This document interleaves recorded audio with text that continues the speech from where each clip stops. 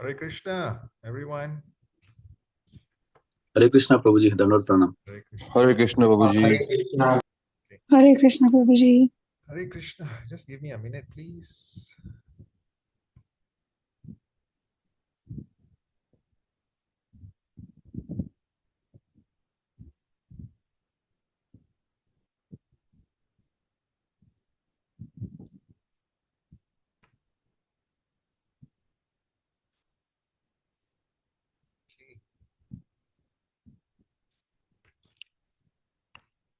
How's everybody?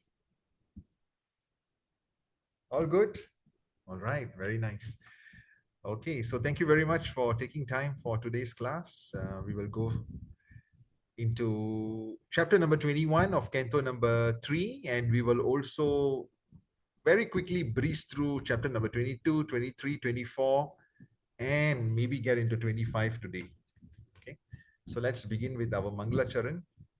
Om Ajnanatimirandasya Jnananjana Shalakaya Chakshurunmilitam Yena Tasmai Shri Guruve Namaha Sri Chaitanya Manobhistam Stapitam Yena Bhutale Swayam Rupa Kadamayam Dadati Swapadantikam Vandeham Sri Guru Sri Uta Padakamalam Sri Gurum Vaishnavamsha Sri Rupam Sagrajatam Sahagana Ragunatam Vitam Tam Sajivam Sadvaitam Savadutam Parijana Sahitam Krishna Chaitanya Devam Sri Radha Krishna Padam Sahagana Lalita Sri Vishakam Vitam Sha Hey Krishna Karuna Sindhu Dina Bandhu Jagatpate Gopesha Gopika Kanta Radha Kanta Namastute Tapta Kanchana Gaurangi Radhe Vrindavaneshwari Vrishvabhanu Sute Devi Pranamami Hari Priye Vanchakalpatarubhyascha Kripa Sindhu Vacha Patitanam Pavanebhyo Vaishnavebhyo Namo Namaha Jai Sri Krishna Chaitanya Prabhu Nityananda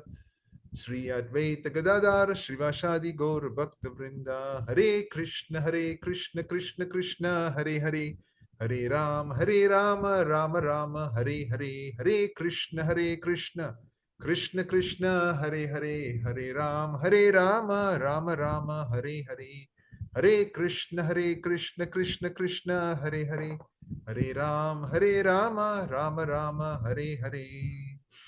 Om Namo Bhagavate Vasudevaya. Om Namo Bhagavate Vasudevaya. Om Namo Bhagavate Vasudevaya. Narayanam Namaskritya Naram Chaiva Narottamam Devim Saraswatim Vyasam Tato Jayamudirayet. Nashtaprayasta Abhadreshu Nityam Bhagavata Sevaya Bhagavati Uttama Shloke Bhaktir Bhavati Naishtuki. Krishnaya Vasudevaya Devaki Nandanaya Cha Nanda Gopa Kumaraya Govindaya Namo Namaha. Okay, just a minute. So last week we spoke about Devahuti, Kardama Muni, and the 9 daughters, as well as the son. Who is the son of Devahuti and Kardama Muni? Shafali ji, would you like to try? Hare Krishna Prabhuji. Hare Krishna. It's Kapil Muni. Exactly. Very nice. Kapil Muni. Yes. Just a minute, yeah?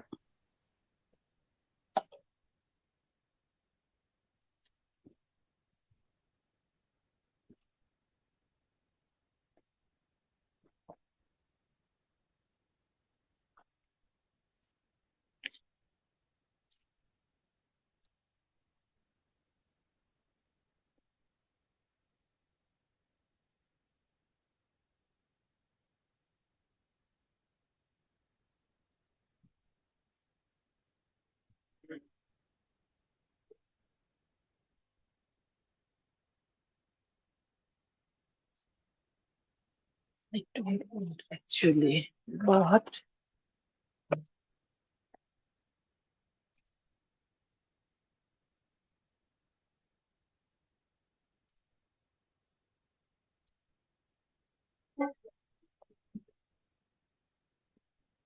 Okay, wonderful. Thank you very much, Shefali Mataji. Who is Kapila Muni? Kapil Muni is the son of Devahuti and Kardama Muni. Yes, but is he a regular human being? He is an incarnation of Lord. Okay, he's none other than the Supreme Personality of God. Very good. Thank you very much. Right? And what was the objective of Lord Kapila coming to earth? Someone else.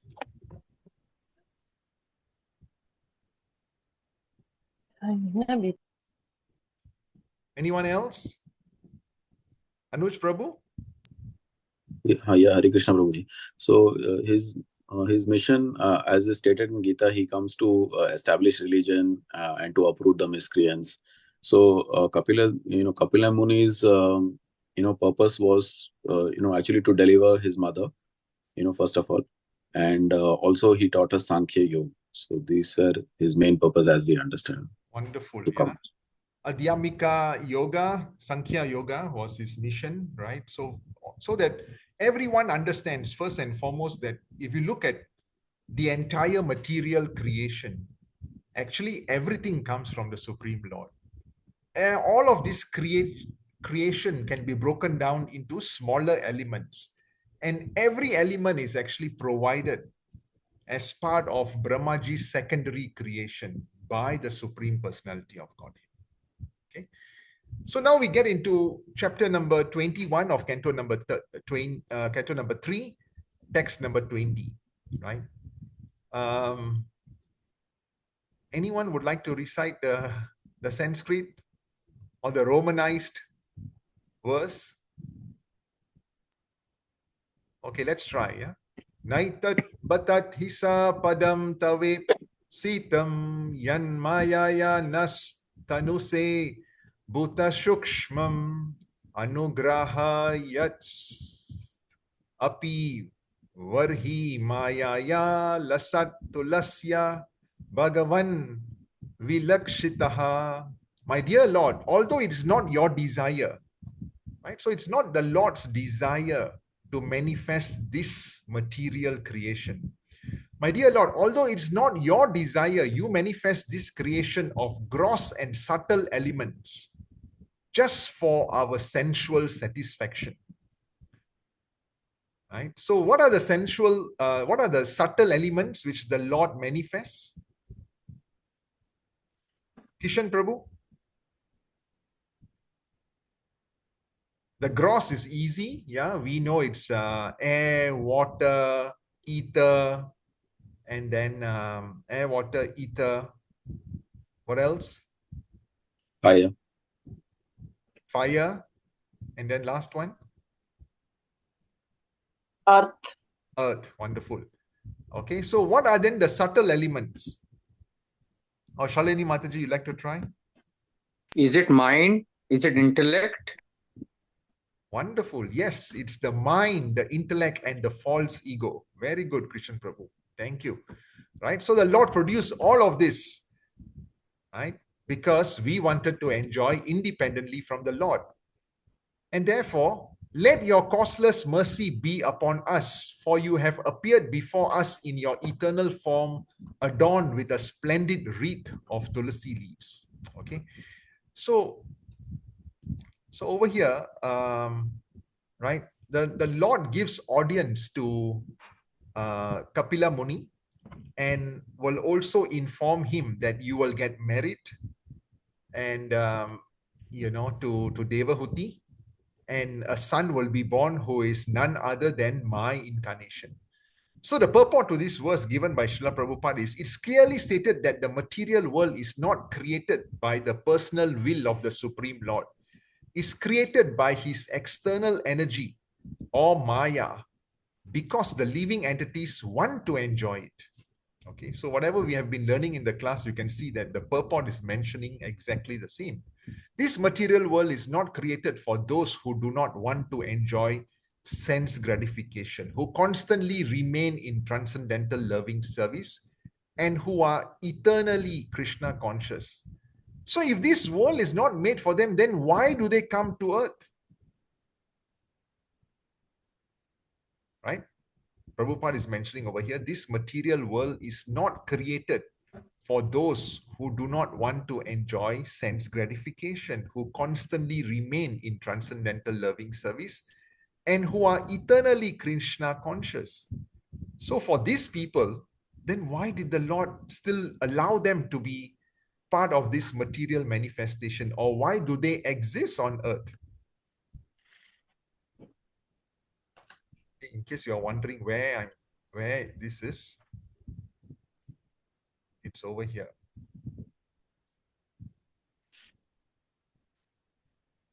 Why?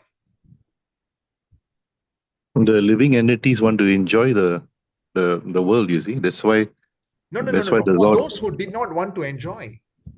did not want to enjoy. Yeah.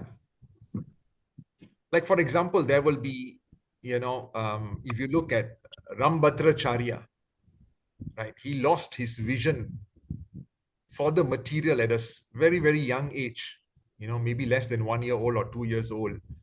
And, since that time, he has been totally in the service of the Supreme Lord. So why did the Lord allow him to come to the material world? Right? A pure devotee like him, he has got no reason to be here. Yes, Shalini Mataji.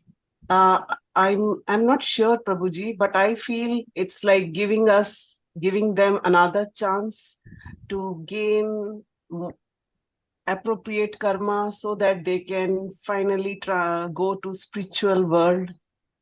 No, that is for those who have still some, small little remnant karma, right? But for these devotees who have nothing, all right, they are totally devoted to the Supreme Lord, even in their past lives, etc. But somehow the Lord makes them come into this. Prabhu, can I try? Maybe because since they are servants of the Lord is sending his servants to guide the misguided souls back to the spiritual world. Exactly. Yeah.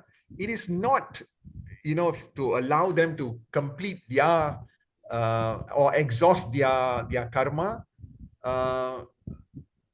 nor is it to get them to engage in spiritual activities so that, they will come back to the spiritual world. It is actually an orchestration by the Supreme Lord so that they can assist us, right? So if you look at Bhishma Dev, for example, all right, to a mundane person, it might be like, wow, Arjuna, with the assistance of Krishna, just buried thousands of arrows into his body, right?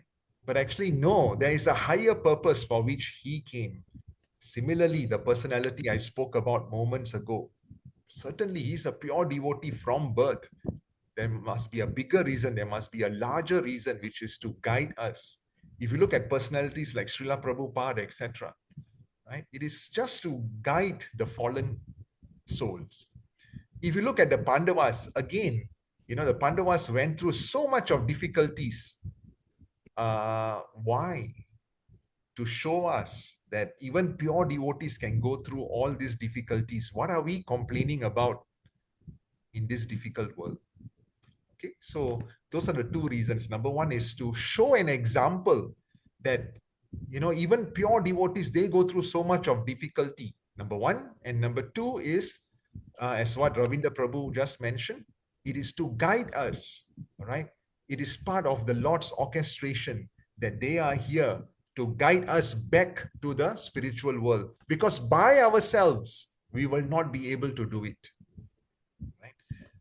It's like, by ourselves, it will be a series of toker, right? But these empowered personalities can uplift us. Thank you very much, Ravinda Prabhu. So Krishna is so kind that he allows the sense-enjoying living entities, a separate world created by him, to enjoy as they like, yet at the same time, he appears in his personal form or sometimes in his partial representation, all right, as a guru. The Lord unwillingly creates this material world, but he descends in his personal forms or sends one of his reliable sons or a servant or a reliable author like Vyasadeva to give instructions. Okay, so very, very clear now, whatever we have learned in class.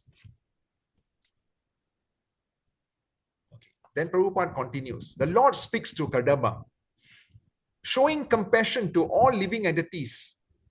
You will attain self-realization, right? You will also be a Prajapati to increase the population on earth.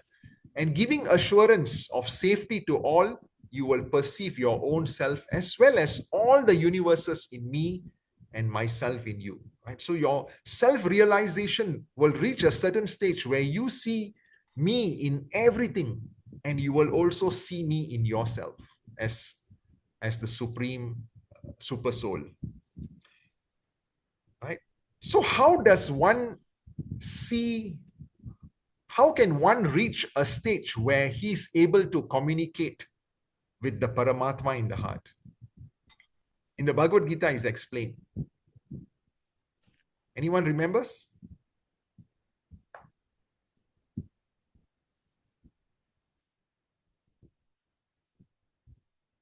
Anyone remembers?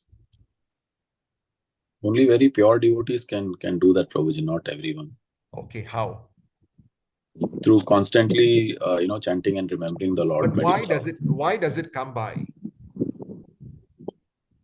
What is that one verse in the Bhagavad Gita which gives us a succinct explanation that a pure devotee can communicate with the Lord?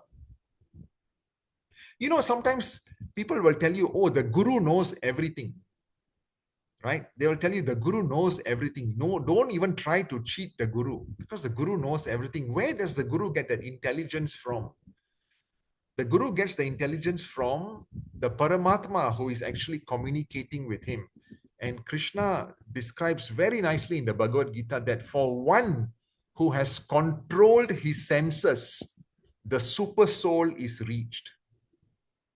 Okay, that's the very, very important verse which tells us that a pure devotee can actually communicate with the Paramatma in the heart. The Paramatma will give him all the guidance because he has controlled his senses. Okay. Good. It is also said that a person, so this is where we are reading right now.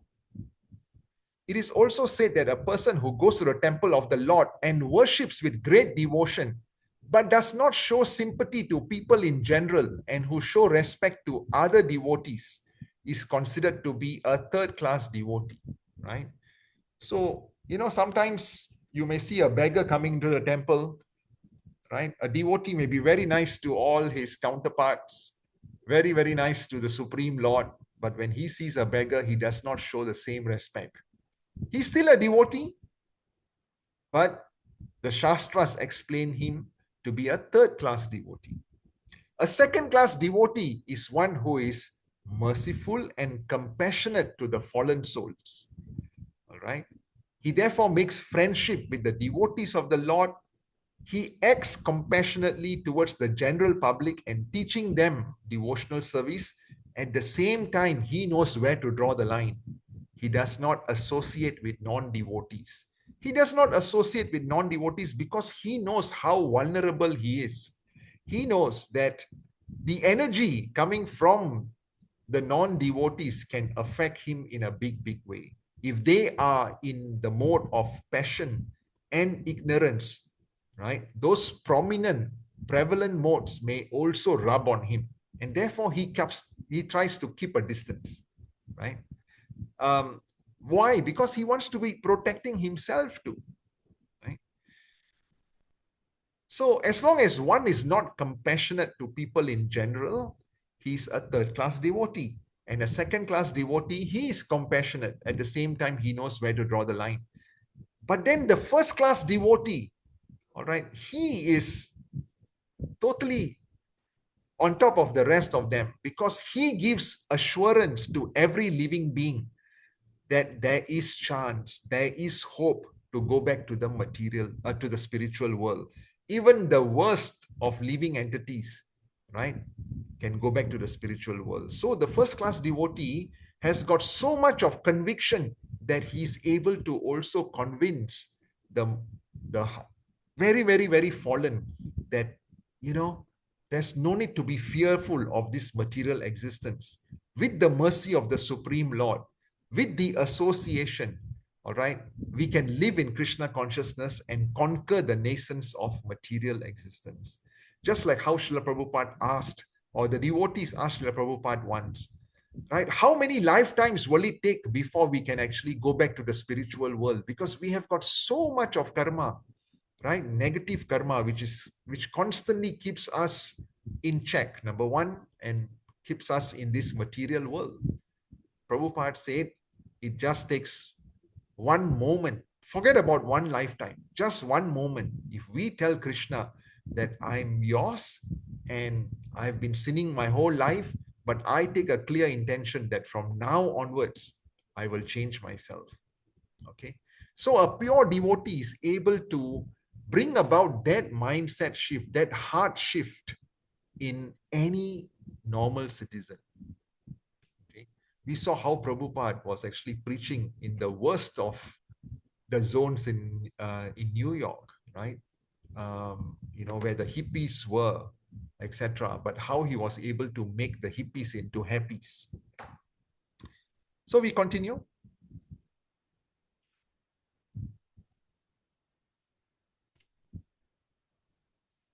Okay. So we have completed the end of completed chapters number 21 and 22, and now we move on to chapter number 23. Okay. So having served Kardama Muni for many, many, many, many years, Devahuti is now lamenting because she's lamenting, number one, she has no children. And number two, because the husband has a clear intention that the moment the child is born, he will leave her, right? So having served him for a long time, she became very, very, very weak, right? And and this was all due to her religious observances. Essentially, what she was doing was she was assisting her husband in devotion, right? So, and the husband felt that, he was overcome with compassion for her, and he spoke in a voice which was choked with great love, right? O respected daughter of Svayambhuva Manu, today I'm very much pleased with you for the great devotion right? For the great devotion and the most exalted services you have rendered. Since your body is so dear to, the body is so dear to embodied beings. Embodied beings are beings who have a soul, who have a body. I'm astonished that you have neglected your own self to use it on my behalf. So while serving me, right, and while assisting me in my devotional service, you have actually, just neglected yourself. Because of your help, all right, he's telling his wife, because of your help, I have achieved the blessings of the Lord in discharging my own religious life of austerity, meditation, and Krishna consciousness. Although you have not yet experienced these achievements, which are free from fear and lamentation, all right? Because once one become more and more into devotional service, that fear will just die off, right? That fear dies off for two reasons. Number one is because we become so confident that whatever the Lord does, be it positive or seen as negative, is actually good for me. Only time will actually reveal it. And secondly, you become free of fear and lamentation also because as you engage more and more in devotional service, your devotion actually moves away from awe and reverence, right? Because you're so fearful of the Lord, right? I'm actually going in front of the deity of Vishnu in awe and reverence, full of respect, etc., because I'm fearful, right? So it moves from that Santa Bhakta Rasa, it gets into the higher platforms of different rasas, like, I'm a servant of the Lord, I'm a friend of the Lord. So as we progress further and further, what's going to happen is that fear element goes away because you have built a friendship with the Lord. Okay, so those are the two reasons why that fear goes away as we engage more and more in devotional service. Ken? Anush Prabhu, is it okay? Does it make Yes, sense? Prabhu. Yes, definitely makes sense, Prabhu. Because I feel myself as I'm still in Shantaras, so I still see the Lord in awe and reverence. So I'm at the lowest level. Everybody, all of us, I think so. That's amazing. You are in Santaras. I'm Rasless. No, so we're just trying to be in Shantaras. Oh, that's amazing. You are already seeing yourself as Santaras. I feel I'm Rustleless, like a rascal. Anyway, so although we have not yet experienced these achievements which are free from fear, you have not, I shall offer them all to you because you are engaged in my service. Now just look at them. I do not know. I've heard somewhere that, when the husband is doing a devotional service, the wife also gets a lot of sukriti from this, right? Shortcut. Huh? I'm not sure when the wife does it, I get it also or not. I'm not sure. Renuka, what's your commentary on this? Give us some purport, please. As far as I have heard that if the husband does, the wife gets 50% of all his devotional service. And when the wife does, the husband doesn't get anything. Okay, good. Maybe next week you can share the source of this. Okay, let's move on. I shall offer them all to you because you are engaged in my service. Now just look at them. I'm giving you the transcendental vision to see how nice they are. All right. So essentially, what Kardama Muni is actually giving his wife is that bliss of devotional service. Right? That bliss of devotional service, that relationship which one has when he is in pure devotional service with the Lord. No more fear, full of trust, fulfilling, loving relationship with the lover who is the Supreme Lord. So he's now showing her that you have this also. I'm giving this to you also. Okay. Of course, he is, a Prajapati. He's a sage. He can do all of that. None of the gentlemen in this class should say this to their wives. I'm giving you devotional service today. That's all not possible. So Devahuti then said, my dear husband, O best of Brahmanas, I know that you have achieved perfection and you are the master of all the infallible mystic powers. That means you have got all the siddhis. Right? What are some of the siddhis? Anyone knows? What are some of the siddhis? The mystical powers a yogi can have. Priyanka Mataji, would you like to try? Don't worry, if you don't get it, no problem.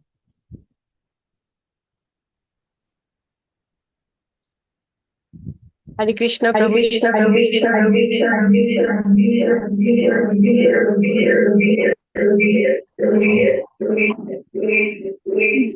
Prabhu. Okay, don't worry. I think, yeah, no problems. I think there are a few mics in your room, so it's okay. Anyone else? Yeah, Prabhuji, can I try? Yes, of course. Yeah, some of the siddhis are they can become lighter than air, Exactly. and they can, increase their size also. They can decrease their size also. If I'm not, we can always remember Hanumanji, who is Ashiddhi Data. That's right. Yes. Wonderful. Yeah, you can even walk on the moon rays. Yeah, you can walk on the rays, and whatever you want to manifest, you can actually bring it into your hand from anywhere. Right? You can bring something from another country, another town, another place to where you are. So these are all mystical powers, and these mystical powers happen because these devotees have been engaging in deep meditation all these years, and the Lord provides them this. But for a devotee, the devotee is not seeking this. All right, the devotee does not seek any of these siddhis. The devotee just wants to remain a servant of the Supreme Lord lifetime after lifetime. Right? So I know that you have achieved perfection and you are the master of all. Thank you very much, Shalini Mataji. So nice you remember that. Yeah, you are under the protection of Yoga Maya, the transcendental nature. So therefore, you see, we learn in our class that Maya keeps us in check in this universe, in this material world, right? Whenever we move away from Krishna, Maya catches us. Okay, so there's a very wonderful verse in Chaitanya Charitamrita that, when does Maya not attack us? Maya attacks us every time we move our face away from Krishna. Right? So, but that same Maya in the form of Yoga Maya, all right, she can protect our devotion too. Right? Just like in this case, the same Maya, Yoga Maya, she can actually protect Kardama Muni's devotion, his transcendental nature, so that the material nature will not overwhelm him. But you once made a promise that our bodily union should now fulfill, since children are a great quality for a chaste woman who has a glorious husband. So she's looking forward to having a family. Seeking to please his beloved wife, the sage Kardama exercised his yogic powers and instantly, all right, before bestowing her with a family with children, he actually produced an aerial mansion, okay, a vimana, right, a huge palace which could fly into the air. That's what Kardama Muni was able to produce, right? With his yogic power, instantly produce an aerial mansion which could travel at his will. And this is a description of the aerial palace. The lotus-eyed Devahuti accepted the order of her husband because of her dirty dress. All right. And while serving the husband, her hair became matted, right? She did not look after herself, and her body was coated with a thick layer of dirt, right? So what she did was she dived into the lake, right, which contained the sacred waters of Saraswati. And there were hundreds of girls there to actually assist her, right? The girls, being very respectful to Devahuti, brought her forth, and after bathing her with valuable oils and ointments, they gave her fine, new, spotless cloth to cover her body. After showing his wife the globe of the universe, right? So not globe of the world, but the globe of the universe, which is the 14 planetary system. And then that layers of the 5 bhutas, or the material elements, okay? Each of this layer becoming 10 times wider and wider and wider. So he actually brought her around the entire universe, okay? Full of many wonders, the great yogi Kardama Muni returned to his own hermitage. All right. So first he gave her a nice excursion to see, right, the person whom I've been worshipping all this while, the person whom I'm taken instructions for to produce the next generations, right? The person who has been my absolute mission, the Supreme Personality of Godhead. Let me just show you his prowess. Everything is actually made by him. And our son in future will be speaking about all these elements and how all of these elements are actually none other than produced by the Supreme Personality of Godhead. Okay. So before the family comes, let me give you a view of what the Lord's potency is. So that's what he did. And then immediately afterwards, on the same day after the excursion, Devahuti gave birth to 9 female children. Okay, so just see, same day, yeah? All charming in every limb and fragrant with the scent of red lotus flower. Same day after the excursion. And then in text 51, because he has got all the magical powers, Devahuti said, "My Lord, you have fulfilled all the promise you gave me. Yet, because I'm your surrendered soul, you should give me fearlessness now." So she's also having this doubt in her that, what's going to happen if you leave me? Where's that fearlessness going to come? How am I going to bring these children up, etc.?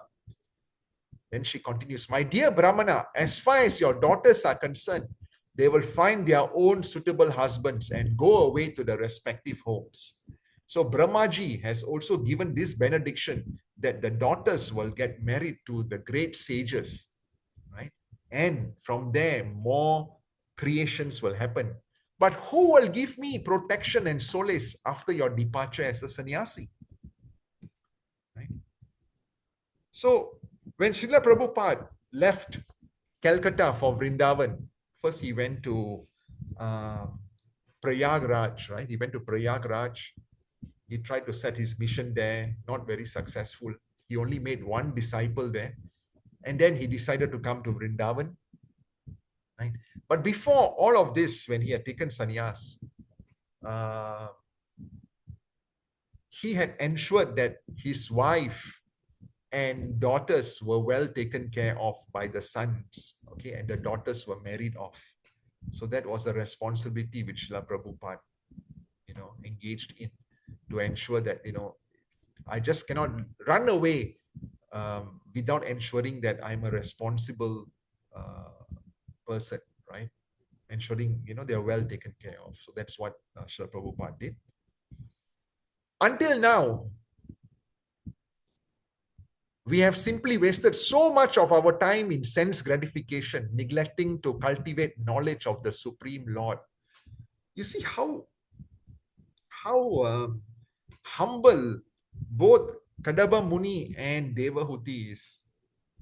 They have spent their entire life in devotional service. She's helping him in devotional service. She's listening to all the mantras he's chanting. She's preparing all of that paraphernalia which he's then using in the service of the Lord. But this is how they are saying. They said, we have simply wasted so much of our time in sense gratification. And look at us, mere mortals, mere humans. The day we wake up early to do Mangal Aarti, we feel that, wow, it's a big achievement we have done. The day we did a little bit of service, it's like a big thing which we have done. So you see, we can learn from the sages. They have done so much for the Lord. At the same time, they feel that whatever time they had not used in the service of the Lord, it was just wasted time. Association for sense gratification is certainly the path of bondage. Right? So if we use our senses not to gratify the Supreme Personality of Godhead, but to gratify ourselves, then it will just keep on binding us to this material world. But the same type of association performed by a saintly person, all right? Why? Because he has dovetailed everything in the service of Krishna, leads to the path of liberation, even if performed without knowledge, right? Because that intention was there from the heart of that sage, from that saintly person. He had the clear intention that he will use everything in the service of the Lord, right? Even if unknowingly, sometimes without, being 100% conscious of it, the Lord is really very, very kind, because the clear intention was there. The intention was there, attention will come together with it. Anyone whose work is not meant to elevate him to religious life, okay? Anyone whose religious ritualistic performances do not raise him to renunciation. Let me see.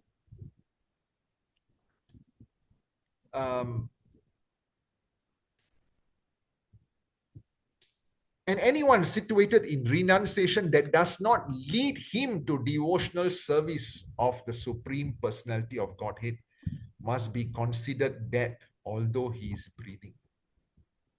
Okay, so let's break text number 56 into 3 parts. Hi. Karuna Mataji, you must mute yourself. Oh. Okay. Unmute. Huh? Okay. So anyone whose work is not meant to elevate him to religious life. Okay. That's one part. That means whatever which we are doing, but it's not elevating us to religious life. Okay. That is wasted activity.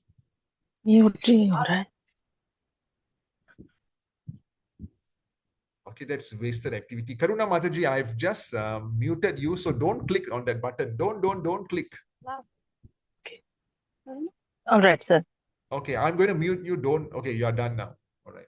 So whatever which we are doing, if it's not dovetailed to Krishna, then it is useless work, because it is not going to help us after this life. All right. So yeah, I can be an administrative director. I can be the biggest trader, etc. But if somehow I've now not dovetailed, first and foremost, it has to be an activity which is righteous, or at least not against the principles of religion. All right. So whatever work which I do, first and foremost, it must not be against religious principles. So which means that, for example, no meat eating. So if I work in a abattoir, right, then that is certainly, whatever I do, it will not be able to help me. If I work in a liquor shop, etc., whatever I do, it's going to be really tough, because the activity which I've engaged in, it is against our religious principles. So first and foremost, ensure that the principles are not broken. And then the next stage is to dovetail that activity to the Lord, right? How do we dovetail that activity? You can use that talent which you are, being nurtured into in the service of the Lord. You can use some of the remuneration in the service of the Lord. You can remember the Lord while you are doing the work, etc. You can essentially even offer the fruits of that work to the Supreme Lord. So that's the first part, right? Anyone whose religious, ritualistic performances do not raise him to renunciation. So, some of them may just engage in a ritual, but do not even understand the meaning of a ritual, right? So for example, in our class, we have explained, when we are doing Aarti, what does each element which we are offering to the Lord, what does it represent? What is the whole activity for? All right, when we are doing a certain yajna, we need to understand the science behind it, and not just allowing it to be a ritualistic performance. There has to be an understanding. So right now is the month of the fortnight of Sharad, right? Where we are supposed to offer, or make some prayers to the departed souls. So it's very important to understand the science behind it. Not just the science behind it, but the entire intention should be to please the Lord. And in the process, you are also assisting our ancestors so that they can reunite back with the Supreme Lord.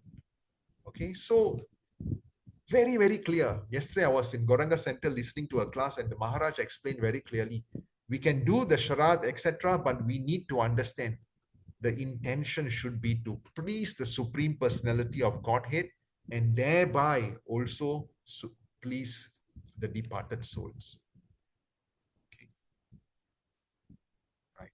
And the third one is anyone situated in renunciation that does not lead him to devotional service, okay, to the Lord. So essentially what Kardama Muni is also saying is that sometimes, we worship a very a superhuman being, or a superhuman being who has got that siddhis, who can actually assist us, or we worship a devata, etc., right? Without realizing that actually even those powers to this superhuman being, those powers to the devatas are actually offered by the Supreme Lord.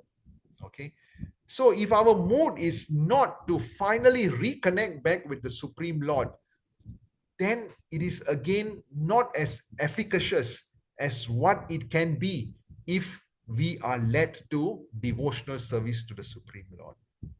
Okay, so text number 56, in my opinion, is quite important. It explains to you how we can derail ourselves from devotional service if we try to maybe steer away from the path.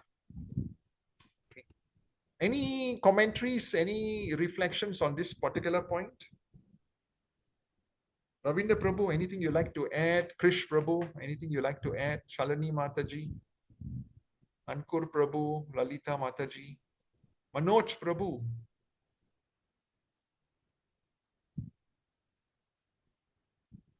Prabhu, Yeah. actually, the point made here is very, very powerful, about the point that you're considered dead, but breathing like a walking ghost. Yeah. If you do not render devotional service, then what is the meaning of your life? You see, you can even be someone who is doing some prayers, but you're only doing prayers for fruitive outcomes, that you want profits for your job, or you want your family to be doing well in your studies, in the studies. But what is this for? That's not really devotional service. You're only doing karma kanda, and you are not. And there are many people that I've known who do ritualistic activities, sacrifices only in the name. In fact, they will end their ritual by saying, "I hope that my family gets good health and prosperity," and they end off in that way. So I look at them. I look at what I had done in my previous time. Hey, this sounds familiar, but now that I have done a bit of Shraddha, I have some faith, I have some association with Sadhu Sangha, this does not hold true. You are considered dead, and it's very true. That really hit me. What are we really here for? What is our true nature of our body, of our intellect, and our mind is to be fully situated in devotional service while carrying out our life activities, whether you're a teacher, you're an engineer, whatever. Like what you said, does not dovetail whatever you have into devotional service. And then you can be considered breathing but not dead. So I really like text 56, that purport. Yeah. Thank you, Prabhu. Thank you very much for sharing your realizations. All right.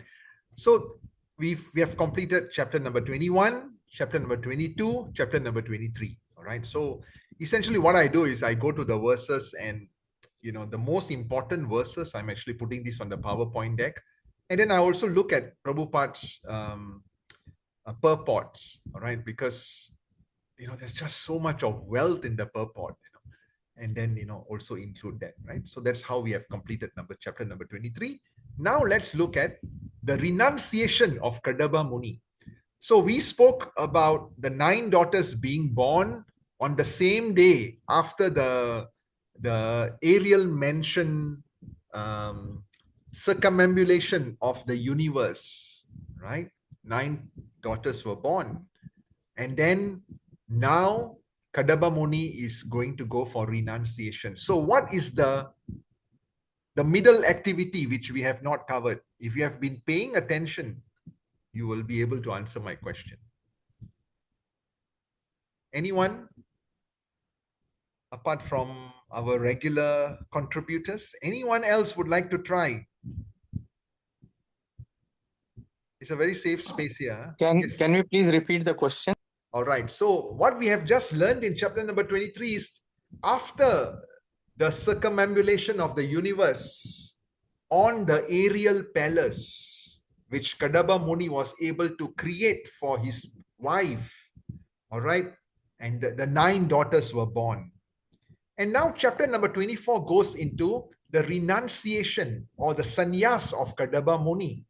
What is the in-between activity which we have not discussed yet?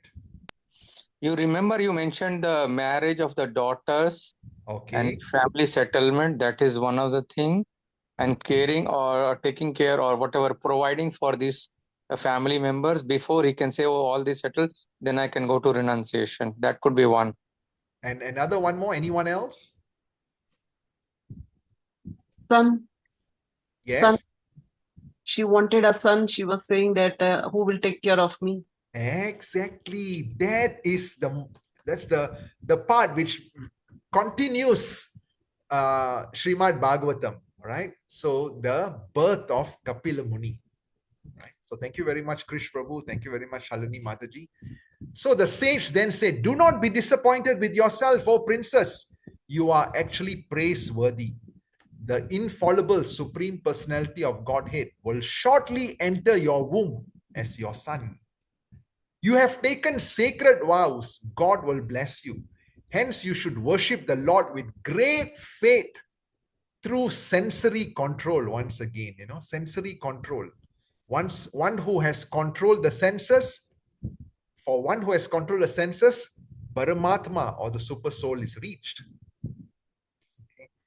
So, right? Hence you should worship the Lord with great faith through sensory control, religious observances, austerities, and gifts of your money in charity.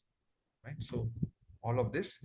Devahuti was a fully faithful and respectful wife towards the direction of a husband who was one of the Prajapatis or the generators of human beings in the universe. Okay, so now, after many, many, many years, the Supreme Personality of Godhead, Madhusudan, or the killer of the demon Madhu, he appeared in Devahuti, just as fire comes from wood in a sacrifice. What's the meaning of fire comes from wood in a sacrifice? You must have seen some YouTube videos where, No, actually what happens is when you burn a wood, initially it doesn't capture the fire, but after the fire is settled, there are certain small angare, they call it angare. It can reignite the fire because there is fire already hidden in the wood, even though it is burnt. Okay, yeah, that's a nice analogy. But, there are some mystics who can actually just get fire from wood in a sacrifice. You must have seen sometimes just through the chanting of mantra, the fire will appear in a wood in a sacrifice, right? So, yeah. So, yeah. Krish Prabhu, your point is also correct that maybe it's already there, right? And therefore the Lord is now manifesting. So at the time of the Lord's descent on earth, the Devatas in the form of raining clouds sounded musical instruments in the sky. The celestial musicians, the Gandharvas, sang the glories of the Lord, while celestial dancing girls known as Apsaras, they dance in joyful ecstasy. Right? So if you go to, of course, in South Indian temples, you will see this. But if you go to Angkor Wat, you can actually see these Gandharvas, they are, playing musical instruments, they are singing, and then you can see the Apsaras are all dancing on the periphery of the Angkor Wat temple. That was supposed to be the largest Vishnu temples in the world, and then taken over by Buddhism. So at the time of the Lord's appearance, the Devatas flying freely in the sky, they showered flowers. All the directions, all the waters, and everyone's mind became very, very, very satisfied, right? Just like when Krishna was born, right? The Devatas were also so excited and so happy that they started showering, flowers from the celestial sky. Okay. All right. So now we move on. Then what happens is Brahmaji, along with the sages headed by Marichi, came to the hermitage of Kardama, which was surrounded by the Saraswati river. And Brahmaji, knowing that the Lord had appeared in Shuddha Sattva portion to teach enumeration of the elements or the signs of the elements, worshipped the Lord's future activities with his pure heart, and then spoke to Devahuti and Kardama. Brahmaji said, "O son," okay, because Kardama is his son, right? "O sage who gives respect, you have accomplished my sincere worship since you have accepted my instructions with respect for me." What were the instructions? Essentially, to have children, okay, to increase the population, because the souls in the spiritual world were all waiting to come to the material world because they wanted to enjoy independently from the Lord. All right. So service to the Father should be rendered exactly in this manner by good sons. The sons should accept the commands of his elder with respect, saying, "I will do as you have instructed." Okay. So Brahmaji is very, very, very pleased with Kardama Muni. So while Brahmaji is explaining this, who was next to him? Narada Muni was also there, and the 4 Kumaras were also there. All right, the same 4 Kumaras who did not want to get into Grihastha ashram. Right? So, but they had a legitimate reason, because they wanted to engage 100% in devotional service, nothing else. So we will see later on. "O son, these chaste daughters will increase the creation with the powerful portions many, many times. Therefore, please give away your daughters to the foremost sages according to their qualities and their liking." Essentially, get married to the sages based on their nature, and they will spread your fame throughout the universe. Okay. So, yeah. "O sage, I know that the original Lord, the treasure of the living beings, has appeared by his own causeless mercy, assuming the body of Kapila." So Brahmaji is now giving him assurance that yes, Kapila Muni has taken birth. "O daughter of Manu, Devahuti, right? In order to uproot karma by the method of jnana and vigyan, or knowledge and realizations, with golden hair, lotus eyes, lotus feet marked with the lotus, this Lord, killer of the demon Kaitaba, entered your womb, will travel all over the world, cutting the knot of ignorance and false knowledge. Being the chief of perfected sages, approved by the acharyas of Sankhya philosophy, this Supreme Lord will take the name Kapila in the world and will increase your fame because you are his father and mother. Having reassured the couple, Brahmaji, along with Kumaras, the 4 Kumaras, and Narada Muni, departed for Satyaloka on his swan carrier. Where is Satyaloka?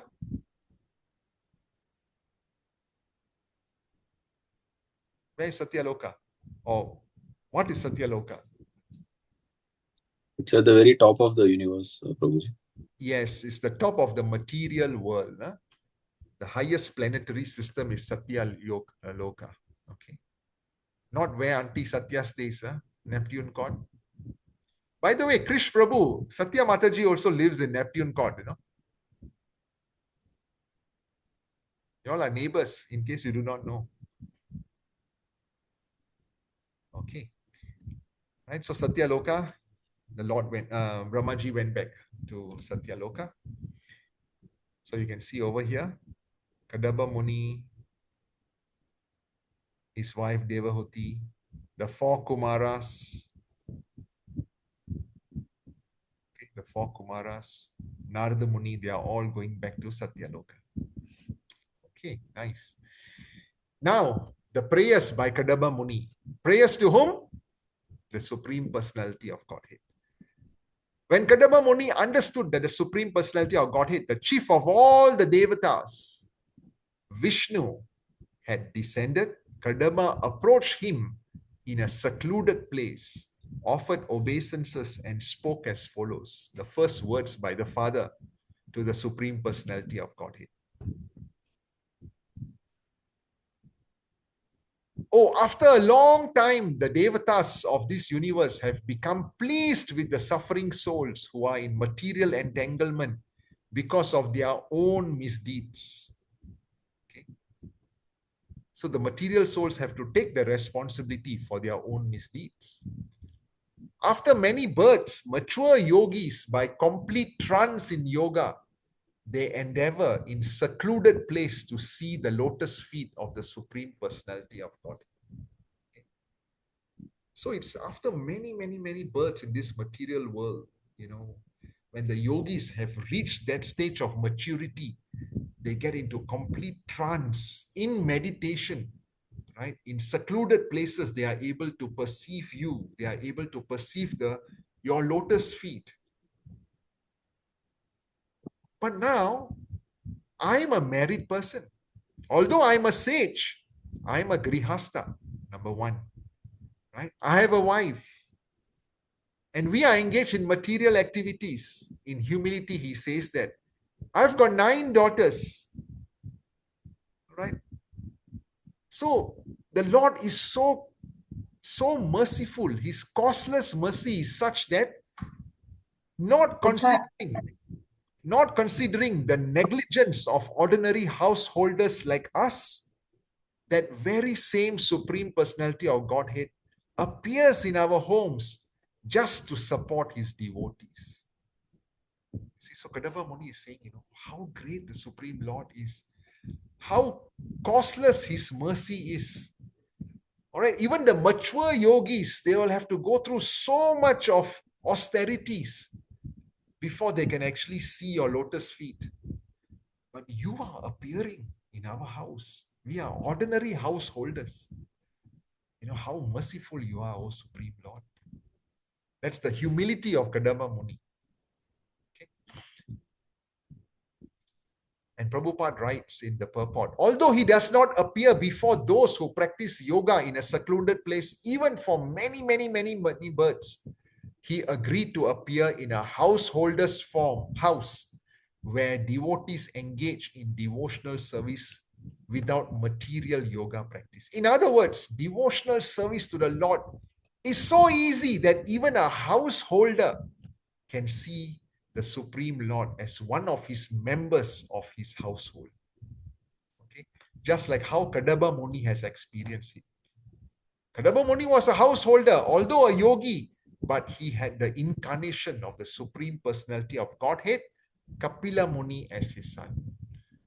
Okay, so tell me, which other grihastas, okay, had the Supreme Lord as their son? Anyone else apart from the regular contributors?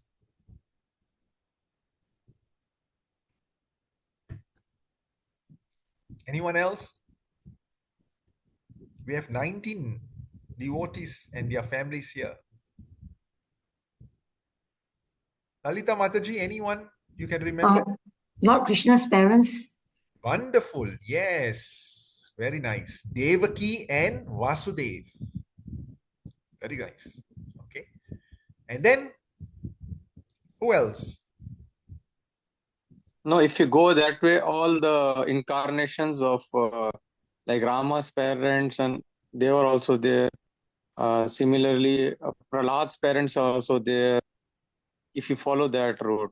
Okay, Prahlad is a separate exception, lah, because although they're the gatekeepers of Vaikuntha, but the Lord orchestrated such that they were born. The father was born as a demon, right? Okay. Then we know Vamana Dev, right? So Krish Prabhu, exactly your point. Vamana Dev, the same Vasudev and Devaki in their previous life, they were Kashyapa Muni and Aditi. Okay. The same father, Kashyapa Muni and Aditi, right? They gave birth to Vamana Dev. And then before that, Sutapa and Prishni gave birth to Prishni Garbha. Okay, so you see how the Lord decides to come as the child of a householder. Thank you very much, Krish Prabhu. Okay. So now Kardama Muni is offering his prayers to his son. Devotional service is such a powerful transcendental method. Okay, so next week's class, we will be going deeper into what Kapila Muni is describing as devotional service. But before that, a primer by Kardama Muni. Devotional service is such a powerful transcendental method that it surpasses all other methods of transcendental realization. The Lord says, therefore, that he lives neither in Vaikuntha nor in the heart of a yogi, but he lives where his pure devotees are always chanting and glorifying him. Okay, so this is Prabhupada giving the purport. Wherever the pure devotees are chanting and glorifying him. Even Krishna says in 10.8, right? My devotees are constantly, speaking about my leela, my pastimes, my activities, my name, my form. Right? So therefore, the Supreme Personality of Godhead is known as Bhakta Vatsala. Okay, Bhakta Vatsala. He is never described as Jnani Vatsala or Yogi Vatsala. He's always described as Bhakta Vatsala because he's more inclined towards his devotees than towards those transcendentalists like a Jnani or a Yogi. Okay. And also in Bhagavad Gita, apart from 10.8, 10.9, Krishna also explains in 18.55, Bhaktyam Mam Abhijanati. One can understand me only by devotional service, not otherwise. Okay? Only by devotional service can we understand the Lord. I've asked this question many, many times. How can the process even start? But how can this materialize, that this understanding of understanding of the Lord by devotional service, how can it happen? Anyone?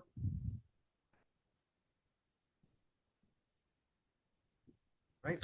We can only understand the Lord if we engage in devotional service. Okay? Not otherwise. That means the Lord is saying other methods of maybe approaching me, you cannot understand me. Okay? Only by devotional service you can understand me. That means when we engage in devotional service, the Lord is actually opening up our hearts to allow us this vigyan or this realization of how to understand him, of understanding him, how to approach him, etc. All right.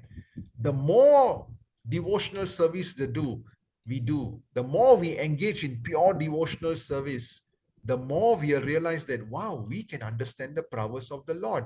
We can understand the Lord because the Lord as Paramatma in our hearts, he is cleaning up all that lifetimes of dirt like a washing machine. And therefore, the soul, which has been covered with so much of dirt, becomes so pure, so clean, so transcendental that it can actually perceive the potency or the powers of the super soul who is next to him. Okay, so this is how it happens. One can understand the Lord only by devotional service. You take a step towards the Lord through devotional service, the Lord will assist us in understanding him. Okay, these are all very, very subtle signs, and it's important that we understand and have faith in what the scripture is saying.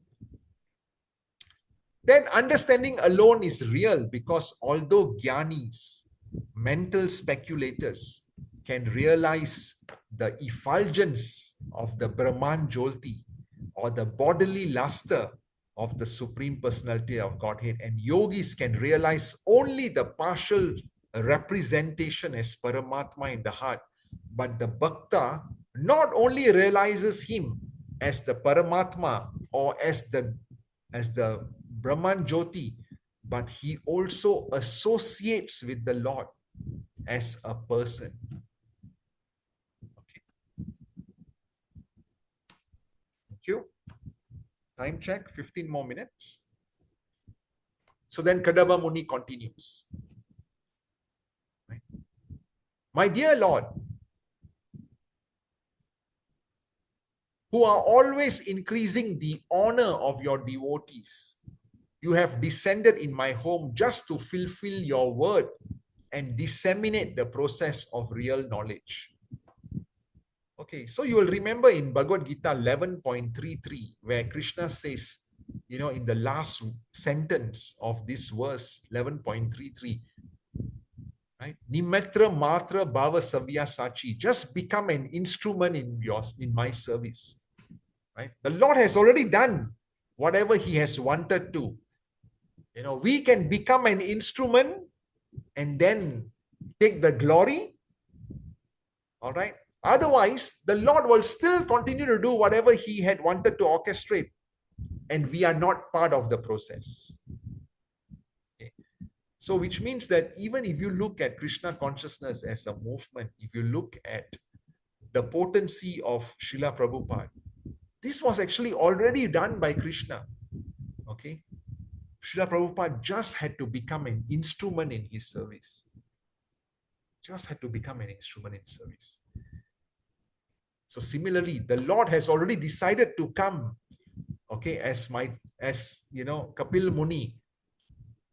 All Kardama Muni needed to do was just to become an instrument in the orchestration of the Lord's prowess.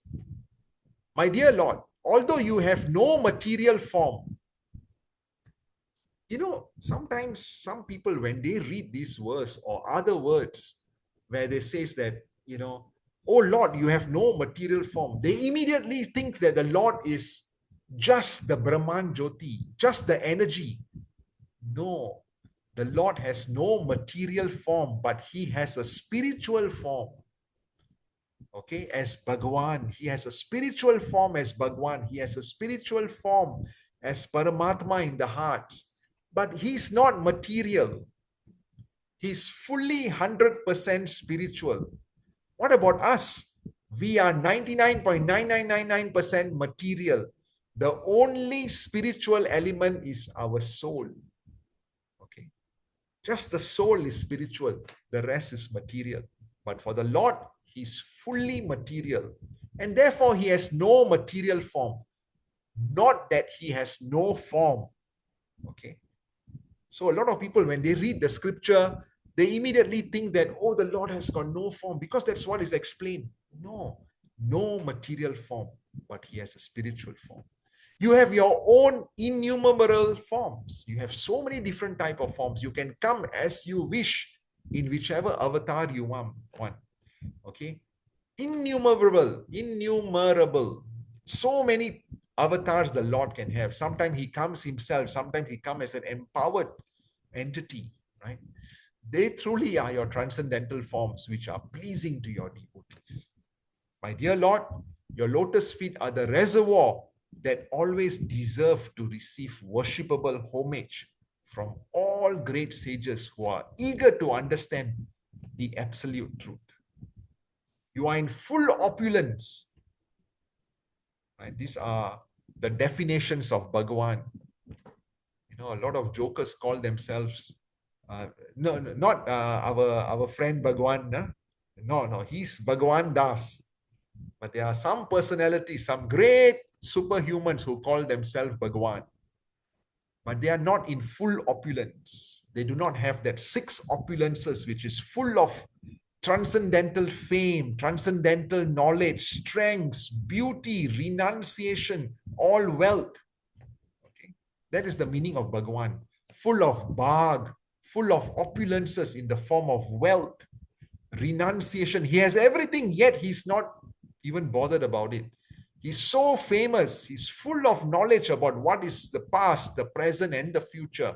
He's so strong. The entire universe, millions of universes are just floating based on his energy. And he's so beautiful. Right? That is the definition of Bhagavan.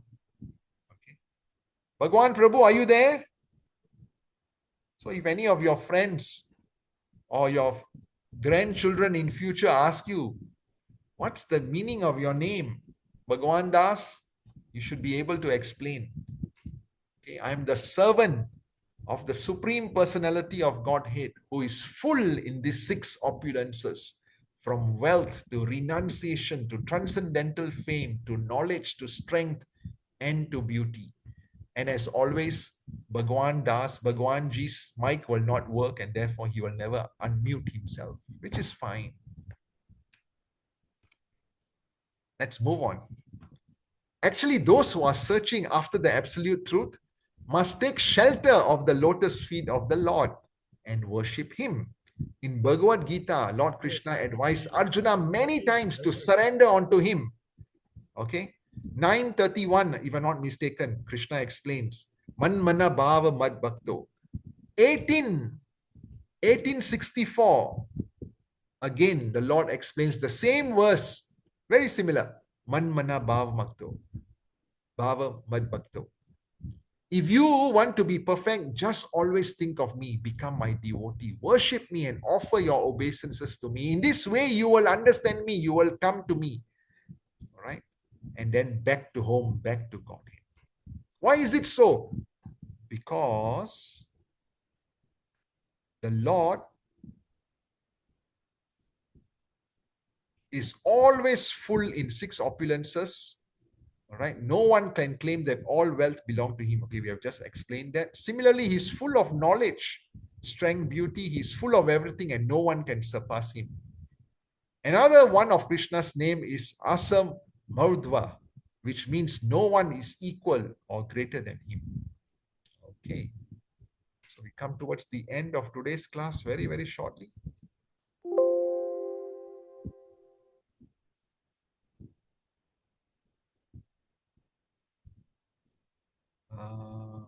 Let me see.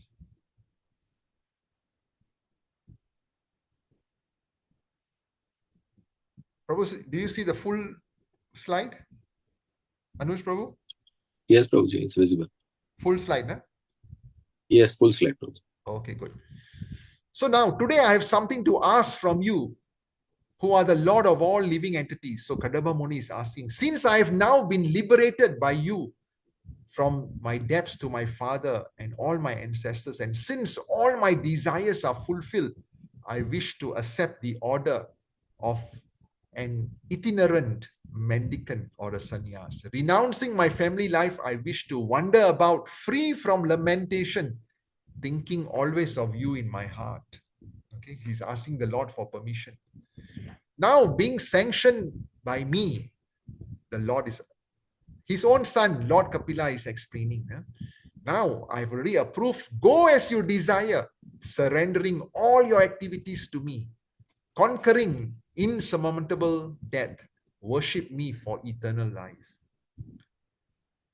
In your own heart, through your intellect, through your realization, you will always see me, the supreme self-effulgent soul dwelling within the hearts of all living entities. Thus, you will achieve the state of eternal life, free from all lamentation and free from all fear. I shall also describe this sublime knowledge. Very important. I shall describe this sublime knowledge, which is door to spiritual life, to my mother. And from my mother, everyone will read it in the Srimad Bhagavatam, so that she and everyone else can attain perfection and self-realization, ending all reactions to fruitive activities. Thus, she and everyone else who reads the Bhagavatam will be freed from all material fears. Okay, so Kapila Muni is giving this injunction, The sage Kardama accepted silence as a vow in order to think of the Supreme Personality of Godhead and take shelter of him exclusively. Don't try this. Without association, don't try this silence vow, Without association, he traveled over the surface of the globe as a sannyasi, devoid of any relationship with fire or shelter. He fixed his mind upon the Supreme Personality of Godhead, Parabrahman, who is beyond cause and effect, who manifests the three modes of material nature, at the same time who is beyond and renounced from these three modes, and who is perceived only through unfailing devotional service. Okay, so Kardama Muni is going around everywhere just thinking of the Lord, serving the Lord. He thus became liberated from conditioned life and became self-situated in transcendental devotional service to the Lord. Self-situated, self-realized. Okay. He began to see the Supreme Lord seated in everyone's heart, and that everyone is existing on him because he is the super soul of everyone. Krishna says in Bhagavad Gita, for one who sees the truth, he actually sees me in everyone.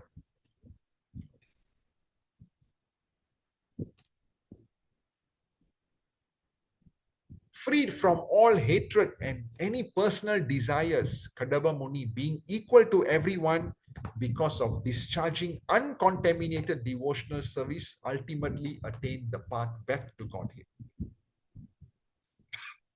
Prabhupada says in the purports, as stated in Bhagavad Gita, only by devotional service can one understand the transcendental nature. Once again, Prabhupada is saying only by devotional service, not by jnana or any of the other yoga process.